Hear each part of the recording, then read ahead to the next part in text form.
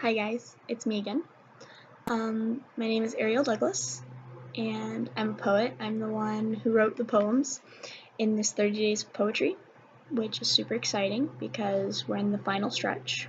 Woohoo! I hope you guys have been enjoying my poems so far. Down in the description, you'll find a link to where you can find the poem written out if you need or want to follow along. Also, I would love for you to leave comments and feedback on what you think. That is like my favorite thing in the world, is to know what people think of my work, whether they give me suggestions for how to improve or compliments, whatever. I love knowing what people think. That being said, this poem in particular, I wrote October 16th, 2014, and at this point in my life, I was really depressed and I was just really frustrated with life in general. And something, I don't really remember the circumstances surrounding when I actually wrote this poem.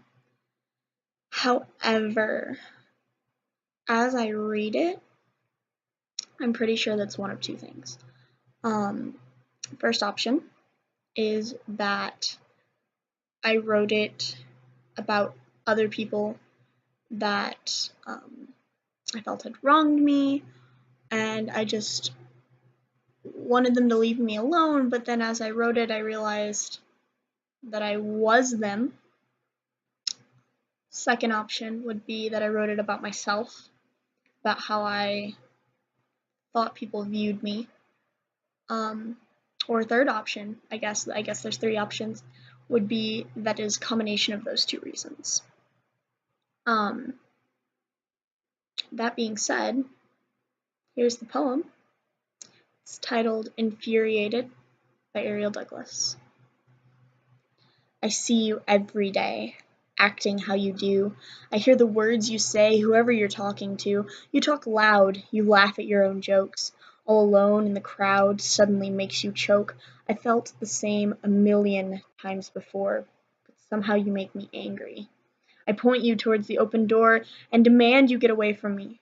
How can it be that I treat you this way? Some sick retribution for treatment in the past? How can every innocent word you say get me fired up so fast? Why is it that your very presence irks me? Why does the thought of you roil hatred? How come I refuse to see past the feeling of anger and being baited? Your smirk makes me sick inside. Your attitude makes me want to scream. My detest is getting hard to hide. My pressure is building and busting my seams.